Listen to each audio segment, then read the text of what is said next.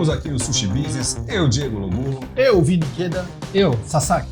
Queremos agradecer a Frescato e a Tokyo Foods. Hoje temos aqui a honra de ter André Lee. André, bem-vindo ao programa. Obrigado. Annyeonghaseyo. Prazer, André. Obrigado. Isso aí. Bom, André, o pessoal quer saber, obviamente, né, como tudo começou, como é que você se envolveu aí com a gastronomia, né, oriental, né? Você teve aí alguma influência, teve algum incentivo, né? E contar um pouco aí pra gente. Legal. Meus pais tinham um restaurante na Liberdade. Em 89, meu pai comprou um restaurante, né? E ele falava que era a comida do brasileiro do futuro. Em 89. Como chama seu pai? Meu pai chama Sang Yuli. Sang Yuli, grande visionário. Eu sou descendente coreano até, né? Não sou nem japonês. Então, naquela época, tinha poucos restaurantes japoneses e ficava realmente na Liberdade, né? Meu pai comprou o restaurante em 89. Desde então, eu comecei um trabalho dentro da cultura japonesa, né? Com os 17 anos, eu comecei a fazer um trabalho mais braçal dentro do restaurante do meu pai, porque é natural orientar os filhos estarem, né, trabalhando juntos sempre. E aí, com os 17 anos, eu comecei a fazer um trabalho de sushi bar, né? E virei um sushi man. Certo? Muito legal. E aí, André, conta um pouco aí pra gente a sua estratégia para dar treinamento para sua equipe. E com certeza você se espelha um pouco nisso, né? Sim. Porque pelo que eu fiquei sabendo, quando você era mais novo, você dava um pouco de trabalho aí. Demais, viu? Demais. Assim, eu conto muito minha história porque, assim, a gente trabalha muito nessa área de restaurante e, geralmente, o objetivo é sempre ganhar dinheiro, né? Você trabalhar para ganhar o seu sustento. Mas, conforme o tempo foi passando, né? Vou passar alguns pontos, assim, olhando hoje, por exemplo, hoje a gestão hoje de trabalho não é só o dinheiro, é frisar muito a vida das pessoas e o equilíbrio, né? Então, eu falo, hoje eu sou cristão, né? Vivi muitos momentos. Não é que todo mundo fala, né? Não é que Deus não está próximo a você, Ele sempre está. Mas eu não colocava tanto ênfase na fé. Então, eu falo que foi 30 anos de muitas dificuldades. Hoje eu tenho 43, né? Mentira, eu tenho 22, tá? Se você deixar aqui, o Sasaki vai falar que você é mais velho que ele. Quando eu te conheci, você tinha pouco cabelo. Agora você tá até pouco cabelo, viu? Eu perdi todos os cabelos e depois, ano passado, eu falei, não, vou colocar de volta. Mas você estava falando o equilíbrio entre, né, o ganhar dinheiro e o ganhar qualidade dinheiro. de vida. Né? Com certeza. E isso fez totalmente a diferença hoje, o que eu busco, não só como empresário, mas como consultor, né? Até falo pregador. Eu tento trazer muito esse equilíbrio para as pessoas, para elas entenderem que não é só dinheiro. Sem né? dúvida. E isso é muito importante, né? E você falou que o restaurante que seu pai comprou foi em 89, né? Nossa, já faz bastante tempo. Eu nem tinha nascido na época. Mas vamos lá. Como que vocês, na época, enfrentaram a questão da etnia? Porque seria uma família coreana, donas administrando um restaurante japonês no bairro japonês. Sim. Conta um pouco desse momento, dessa história. Hoje é muito mais aberto. Hoje mas, é muito assim, mais, com certeza. Eu lembro que, eu acho que vocês vão lembrar também, acho que o Sadek vai lembrar também, que antes a colônia era uma colônia oriental e era separado. Sim. Tinha japonês e o coreano Bom Retiro. E quando se juntava, era uma briga. Exatamente. Era uma briga mesmo. E hoje, graças a Deus, tudo em paz, tá tudo tranquilo. Amém.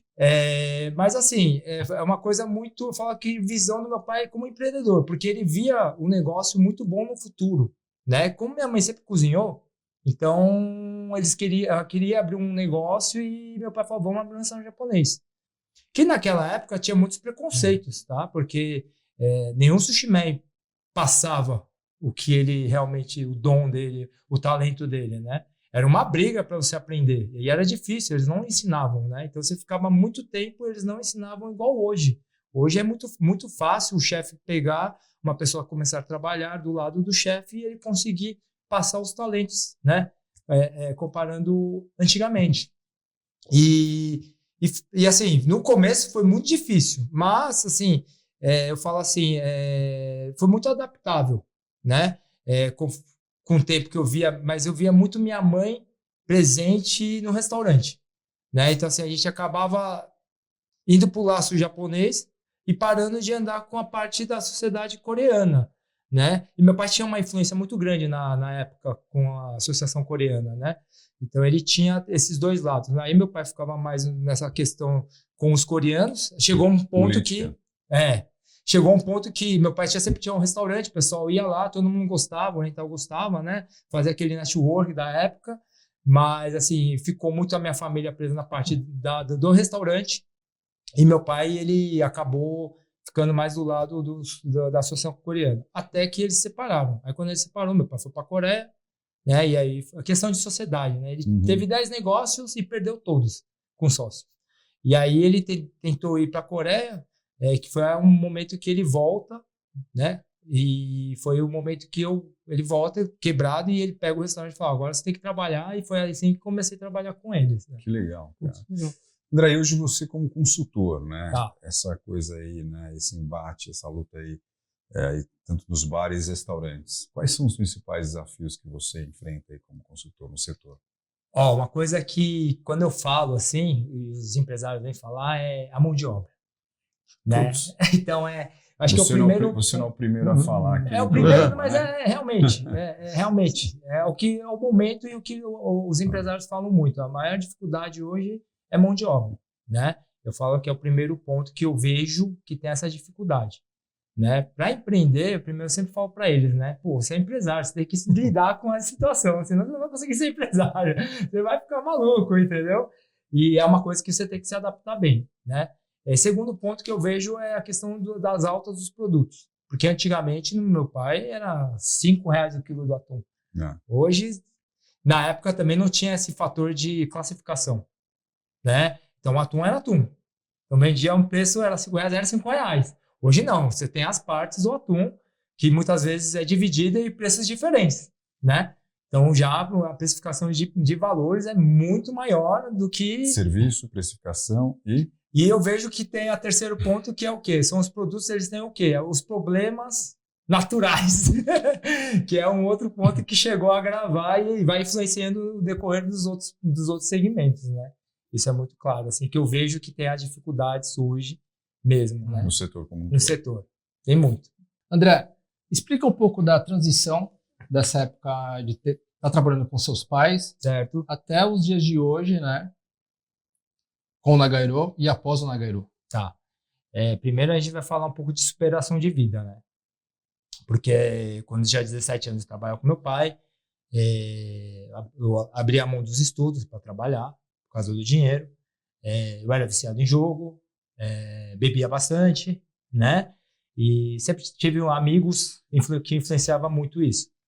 E aí você vai vivendo isso a um certo período, sempre trabalhando, e não tem aquela expectativa. Então, chegou um certo ponto na minha vida, quando eu tinha uns 24, 25 anos, que eu estava cansado de viver essa vida, né? Que às vezes muitas pessoas estão presas a isso até hoje. E acabei ficando viciado e fiquei dependente químico. Quando eu fiquei dependente químico, foi algo que... Por isso que a conexão espiritual. Por quê? Porque eu vou contar esse lado mais... que eu falo que é importante para transformação, né? Então foi um momento muito difícil da minha vida, na vida da minha família, com muitas dores, dificuldades, né? Tentei me matar, me suicidar em uns períodos também, umas 3 vezes, né? Porque eu era dependente. Você chegou no fundo do poço Cheguei mesmo. no fundo do poço, assim. E tudo que eu fazia, eu gastava todo o dinheiro em drogas, assim. Então chegou um ponto que foi muito difícil, até para reestruturar no trabalho, tá? Por quê? Porque quando você é viciado, tem as suas dificuldades, você sempre coloca desculpa, né? Mata alguém da família para não trabalhar, vai faltando, tem esse comportamento. E sempre em busca de dinheiro, na verdade, para consumir mais. E eu estava até um momento assim que eu não conseguia trabalhar, né? Por quê? Porque eu podia chegar num restaurante, por ser oriental, eles falavam, legal, bacana, o cara, né? Me contratava, só que em uma semana eu já, né? Pegava o dinheiro que eu recebia e já gastava e faltava, e era sempre assim. Essa era a consequência do que acontecia na minha vida. E como isso você começou... conseguiu superar tudo isso? Então, assim, eu vou contar essa parte. Eu fui internado em 3 clínicas, mas, assim, tem alguns momentos muito fortes, assim. Por exemplo, quando eu tinha 26 anos antes de entrar na dependência, eu tenho uma irmã chamada Cris, ela é empreendedora de roupas, né? E ela falava assim, Anderson, o sushi é gostoso, né? Ele cabe na boca, né? Ele é pequeno e cabe na boca, coisa que não tem. E aquilo ficou. E aí, eu entrando na dependência, eu sempre questionava os outros e não o que eu poderia fazer. Certo? E, assim, foi muito difícil, por quê? Porque eu fui tendo etapas eu acho que de nível, né, de adicção, que a gente fala, né, de dependência. E chegou um ponto, assim, que eu tinha internado em 3 clínicas. E a terceira clínica foi, eu acho que o maior aprendizado, foi onde eu me libertei mesmo, assim. E essa minha irmã é evangélica, né, ela é cristã. E ela me levou muito para a igreja, né, para alimentar minha fé. É isso que eu comecei a trabalhar muito. E é onde, quando todos nós chegamos no fundo do poço, como a gente tenta em todas as maneiras e não consegue, aí sempre é o lado espiritual que a gente acaba se apegando, né? Porque não é dinheiro para ter saúde, né? Você não vai conseguir, né, com dinheiro. O dinheiro não vai comprar isso. Às vezes a motivação das pessoas é dinheiro, mas no final acabou o dinheiro, acabou a motivação. Né? Então não é tudo. E por isso eu falo que isso foi muito importante para começar a me equilibrar, né? E começar a procurar um tratamento realmente de eu querer sair dessa dificuldade, que é difícil, né? Hoje todo mundo sai, vão tomar uma cervejinha, então, para muitos é normal, para muitos já não é. Às vezes o pessoal, eu falo assim, às vezes a cervejinha é um caminho para uma outra coisa, né? Então, foi um trabalho assim que fui buscando muita parte espiritual junto e chegou até o momento que a minha irmã também ficou cansada. Você vê, por quê? Porque mexe muito com a família, né? E é difícil, realmente. O comportamento, eu acho que 60% é comportamento dos dependentes. De e aceitar. O sushi que ela falava que cabia na boca? Sushi que cabia na boca é do Nagairu.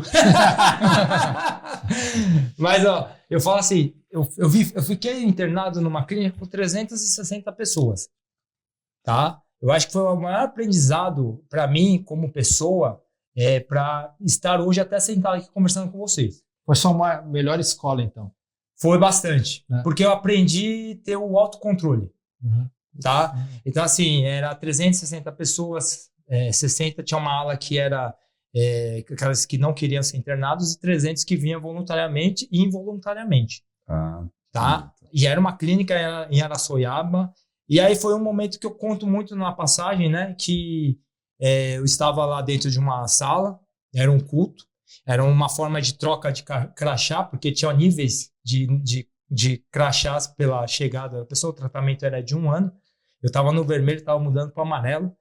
E aí eu conto muito forte, porque foi um momento que eu tive um encontro com Deus, eu falo. Né? Foi um momento muito único, né? Muito particular, mas foi um momento que eu realmente senti o estado de Espírito Santo que a gente fala, né? Por quê? Porque eu chorava muito também.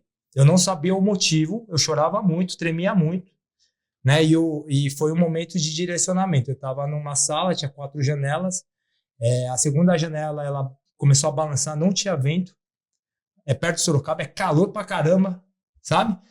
E lá eu via uma luz mexendo comigo. E dentro de mim já estava falando, você tem que mudar aqui. Chamado. E aí eu comecei a chorar. Fiquei em um estado em choque ali. Aí comecei a chorar. E eu saí de lá, todo mundo olhava para mim, né? Os internos falavam, nossa, esse japonês ficou maluco agora. É bem assim. E foi lá que comecei a fazer meus processos, né? Pessoais, assim. Eu comecei a falar, não, tem que ser aqui. Deus falou comigo, tem que ser aqui. Eu falei com a psicóloga lá, ela falou, não, você tá maluco, não faz isso, pelo amor de Deus. Eu fumava, né, cigarros, e eu parei de fumar lá dentro, no lugar mais difícil para parar de fumar. E eu comecei a fazer os processos internos.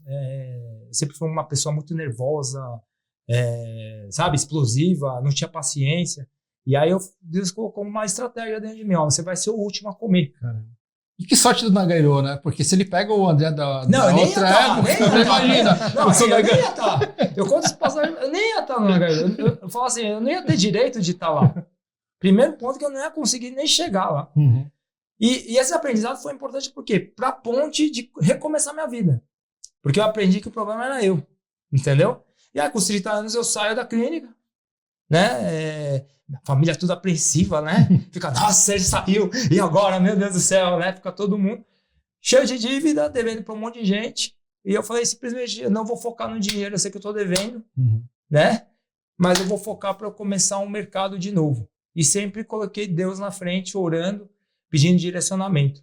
Né? Eu lembro que até quando eu saí, eu fui fazer um trabalho de arubaito, que a gente fala, né? Que é o extra, no COI. Na época eu era na Sabiá com o Fernando, né? E eu fiquei lá um mês e eu sempre orando, falando com Deus. Ele falou, não é aqui, não é aqui. E eu comecei meu trabalho no Ritô, um restaurante de rodízio lá em Moema, né?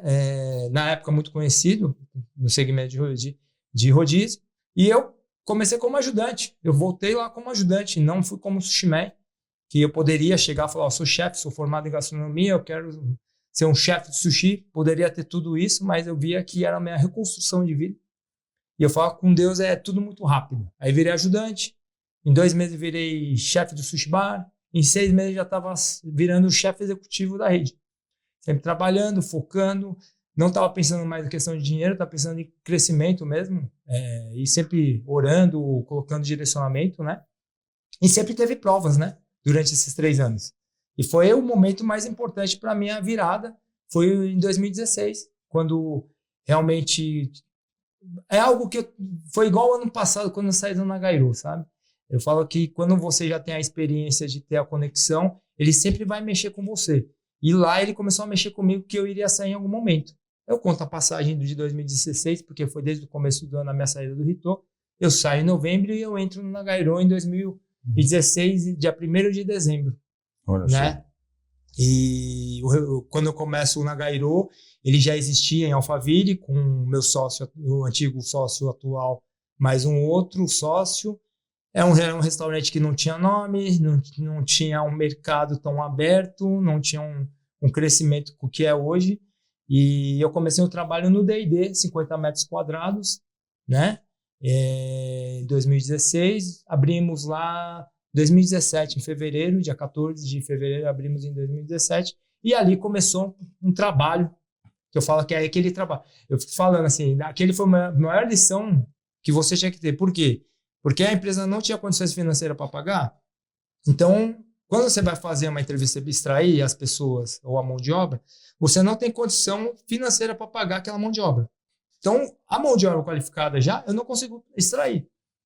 Então, ou tem que pegar as pessoas que, às vezes, muitas vezes, nem sabem o que é, como que trabalha, e treinar.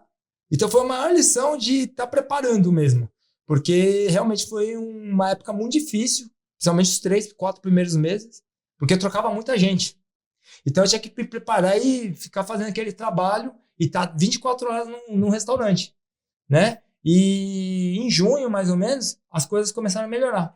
Eu conto que em maio, assim, foi uma proporção assim, tinha um sócio, ele se desligou, né? Um dos sócios se desligou, porque não estava dando movimento. A gente abriu, não dava nenhum movimento, assim. Você abria o restaurante, sexta-feira entrava uma mesa, assim. Mas era quantas lojas nessa época? Era só o Alphaville e o D&D. 2 lojas nessa época. Eu mudei um pouco a operação que ele já existia em Alphaville, e eu lembro quando a gente abriu, a gente não tinha um movimento. E restaurante precisa de movimento, né? É um mercado que precisa de movimento, precisa de gente.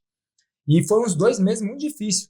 Assim, eu pegava assim, sexta-feira no almoço, entrava 2 mesas, né? E eu falo que um pagava, o outro era do shopping, era permuta. e aí o do sócio não aguentou, não só por causa do D&D, mas sim por causa da consequência da outra sociedade. E aí foi onde eu conheci meu ex-sócio, e de lá as coisas mudaram. Assim, foi em uma semana a casa começou a dobrar, triplicar, quadruplicar e foi multiplicando. Chegou um momento que a gente estava atendendo lá 150 pessoas no espaço de 50 metros quadrados. É impressionante. Impressionante. E aí você casou, teve filho? Não, eu sou casado, minha esposa, ela tá comigo 19 anos já. Eu casei em 2017, mas eu tô com ela desde os 23 anos, então quase 20 anos, vai dar 20 anos junto, né? Passou os momentos difíceis comigo, então foi uma grande superação que equilibrou muito o casal, né? Sem Então dúvida. hoje ela entende muito, né? Ela é super aberta, super tranquila, né? E na questão de treinamento de equipe, assim, você utiliza essa sua história para direcionar? Porque hoje a gente vê muito esses jovens de hoje indo para um caminho muito similar Sim. ao caminho que você pegou lá atrás. Sim, Você sim. usa essa sua história para passar essa experiência, Mensagem, essa né? mensagem, Sim. essa motivação a mais para a galera? Sim, eu uso bastante. Também, testemunha é muito importante, né? Algo que você viveu, né? Algo que você está criando uma experiência paralela. Então, isso motiva bastante as pessoas e eu vejo que eles veem com muita clareza, né? Então, só de você olhar e contar a história, eles veem que você é muito verdadeiro. Então, eles acabam acreditando muito, né? E vai vivendo do teu lado, vai acompanhando e vai pedindo muitos conselhos. Eu acho que as pessoas acabam buscando muito para ter um conselho, né? Não só espiritual, mas motivacional, às vezes, né? Você é um case de sucesso de fato, né? E é o que eu mais trabalho hoje com as pessoas, é muito tentar trazer o equilíbrio para a vida deles, né? Por causa o mundo, ele tem todas as dificuldades, né? Todo mundo tem as dificuldades, né? Ninguém mostra, ninguém fala, só mostra coisa boa.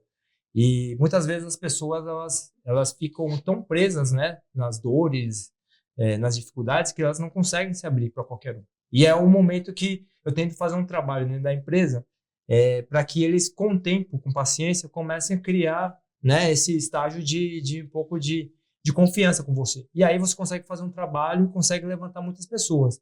Isso eu vejo até no Nagairô, com 12 restaurantes, muitas pessoas com oportunidades e de muitas dificuldades conseguiu chegar em topos de carreiras que lá atrás eu estava querendo desistir comigo. E é isso que é agradável, né? É isso que é bacana de ver nas pessoas. É gratificante, Não tem preço, né? Não tem algo que... Quando você ouve isso, não tem dinheiro que pague, né? Sim. E André, e como consultor aí, tua visão técnica de negócio em cima desses desafios que tem, né? De preço, mão de obra, como você mesmo falou aí, como é que você enxerga hoje o mercado, né? Como é que você... Não precisa dar a receita do bolo, mas qual é a dica que você dá para o empresário, para o empreendedor hoje do setor gastronômico? Eu vejo que a dica é entender muito sobre o negócio, internamente. Porque muitas vezes o empresário, eu vejo que ele quer ter um negócio, mas ele não busca entender 100% o que está acontecendo dentro, né?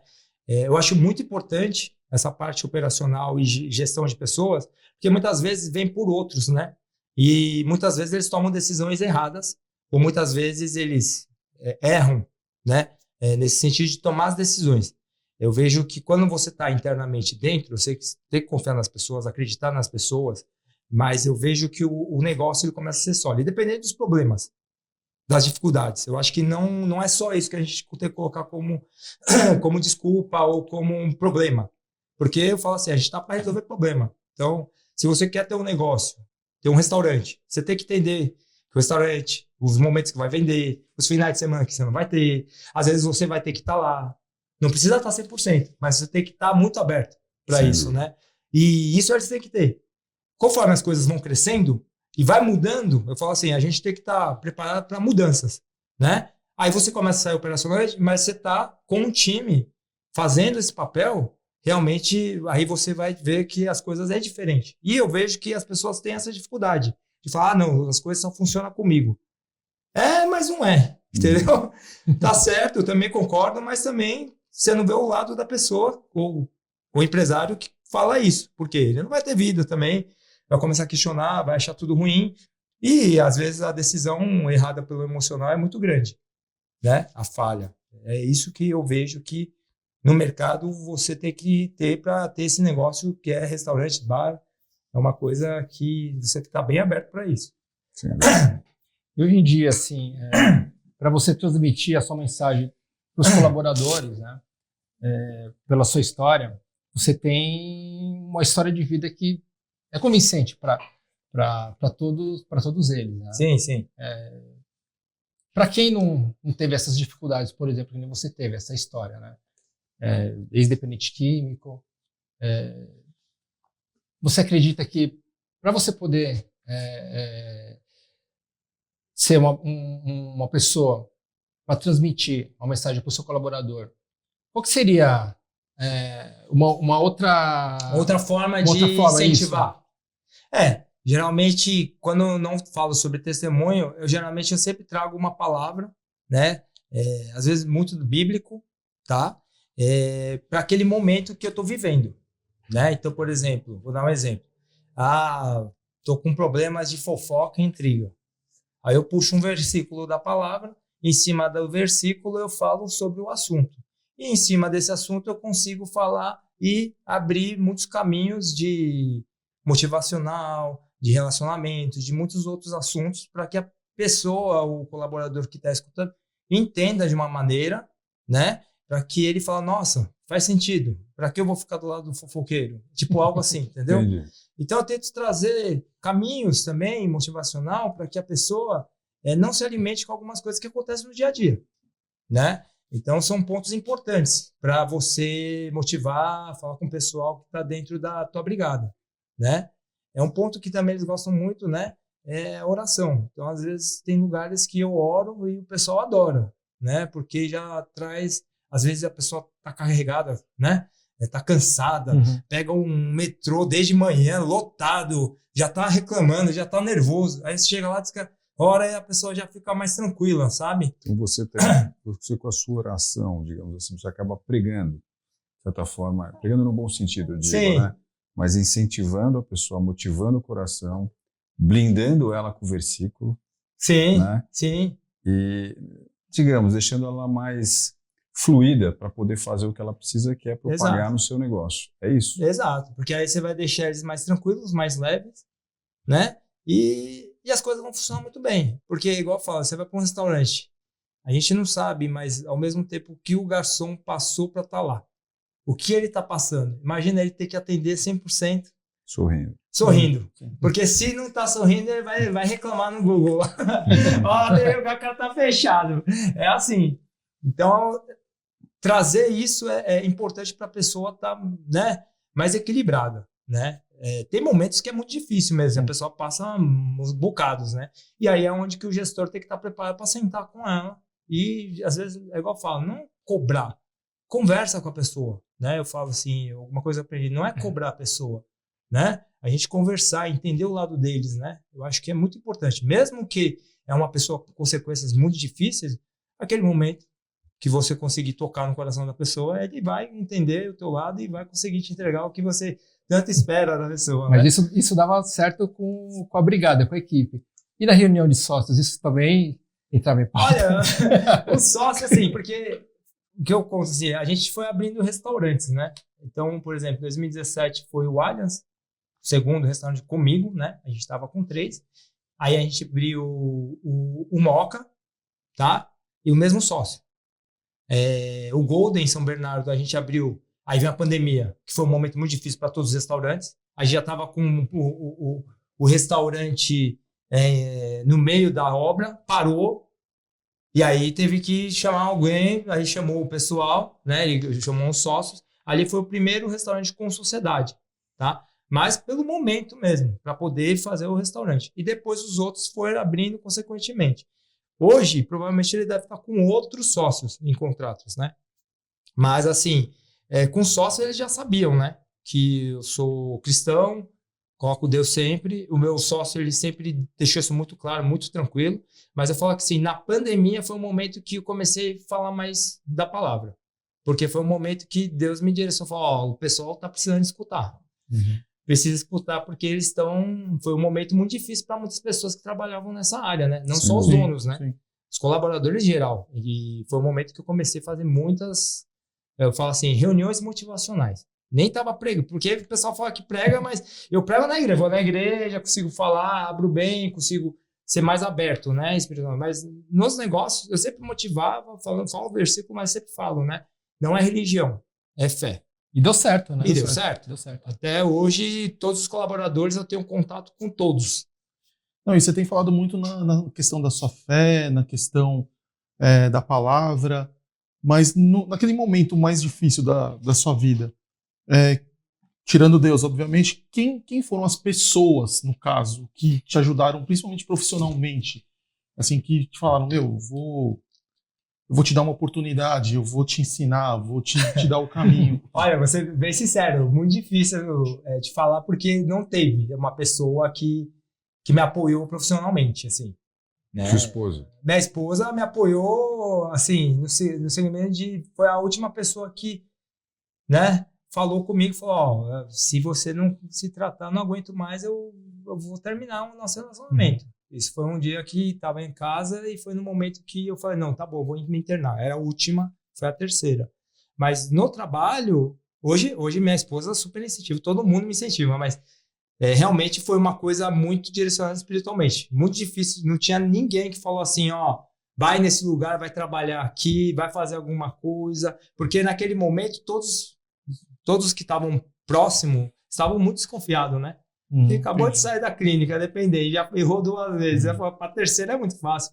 E aí você vê histórias ali que realmente, né, que você está vivendo esse mundo que você fala, nossa, eu tô bem ainda. Você tinha perdido toda a confiança de todos os amigos, familiares. Não, você tinha muita amigos, confiança em assim, eu ninguém, falo né? assim, amigos todos sumiram. Assim, não é que sumiram porque viram uma coisa muito particular, né? Virou uma batalha muito familiar, né?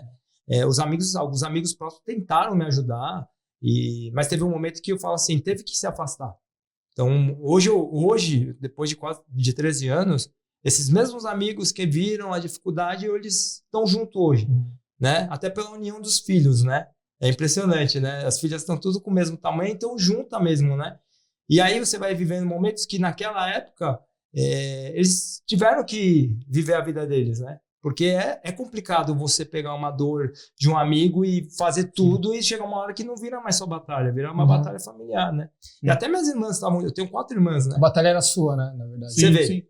Também tava adoecendo a família toda, né? Então, você vê que é o que eu falo, é uma batalha sua, né? Igual o Sadak definiu. É ali que você tem que se encontrar, né? Que é o mais difícil, que é muito difícil mesmo, ter esse equilíbrio e falar, nossa, eu preciso parar de fumar.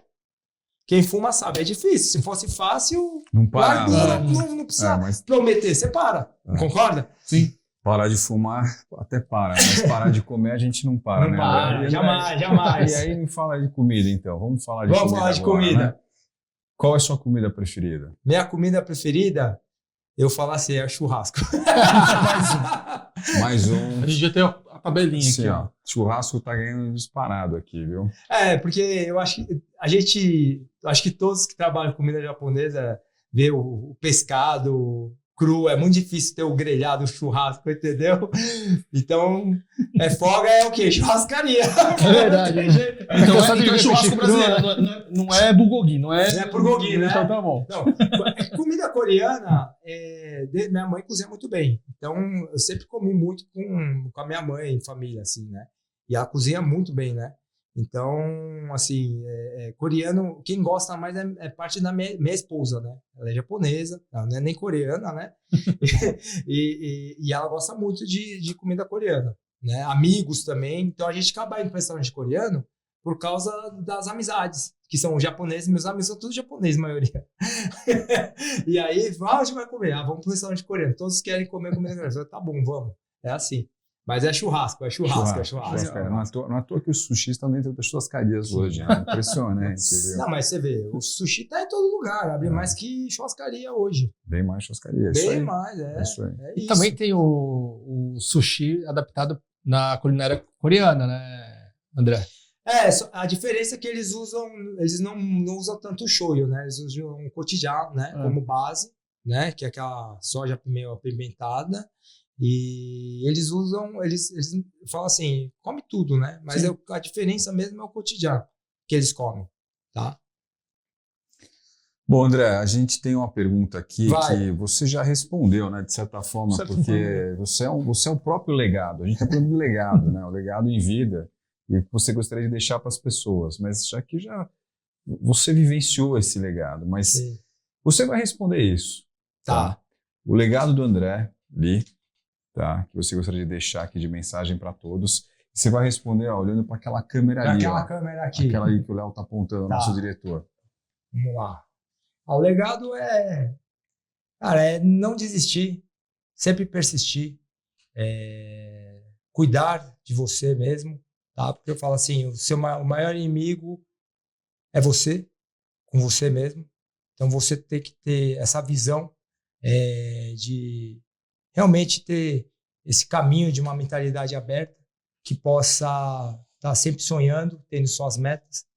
E eu falo, sempre com Deus, no propósito, que no final tá tudo certo. Muito bom, muito bom. Do som a gente não passa, né? Não para. Ah, legal. Bom, e aí a Tokyo Foods, né, Vina aí, Sasaki, tem aí um presente para você. Né? Obrigado. A Tokyo Foods ela é representante da Kikkoman, né? É uma empresa produtora de shoyu há mais de 300 anos no Japão. Ela é líder nesse segmento. Esse aqui, tá? Shoyu. E tá dando também saquê para você presentear alguém. Sim, com certeza. Esses dois aqui, da Hakutsuru, que é a maior produtora de saquê do Japão em termos de volume, da província de Hyogo. Então a Tokyo Foods está presenteando aí vocês com esses saquês. E o Nori, né? Que vem da sua terra, né? Da Coreia. Nori coreano é muito bom, viu? Isso. Isso aí. O melhor Dois de tipos todos. aqui. Dois tipos, né? O yakinori, para fazer os makimono, enfim, né? Temakis. Esse snack aqui da Tokyo, que está muito interessante. Esse é mais apimentadinho. E é coreano, de kimchi. Kimchi. Tá? Fantástico. Temos também o molho tonkatsu da Bulldog, ideal para milanesas. E aí, para finalizar, o dashi de katsuo de kombu, tá? Para você fazer um belo molho Boa. nos restaurantes. Adorei. Maçã. Ótimo. Bom, André, nosso tempo está acabando, infelizmente, mas já fica aqui o convite aqui para a próxima temporada, né? Que, enfim, certeza. teremos Muita história, né, para contar. muita né? história. Tem que muita contar ainda história como aqui. abrir os 12. Exatamente. Nem deu tempo de falar como abrir os 12. Então. Só falei de 2. Pois é, então. Falou de 2, mas fica um spoiler aí que ele já vai Próxima, contar. pra próxima. Na próxima aí, gente, uma história bacana de superação, motivação, um case de Importante, sucesso, né? de fé. Diego? Importante para a audiência, né? Que é Sem uma dúvida. história para motivar todo mundo da área aí e mostrar que não é fácil para ninguém, né? Trazer um lado mais humano aí do setor, né? A gente vê muita gente se perdendo nessa vida, a gente vê uma história de superação. Com certeza. Muito bom. Obrigado pela presença. Obrigado. Kamsahamnida. Kamsahamnida. Obrigado, André. Pessoal, mais uma vez, obrigado também por vocês estarem nos assistindo. Fiquem ligados aí no próximo episódio e tchau. Bye, bye.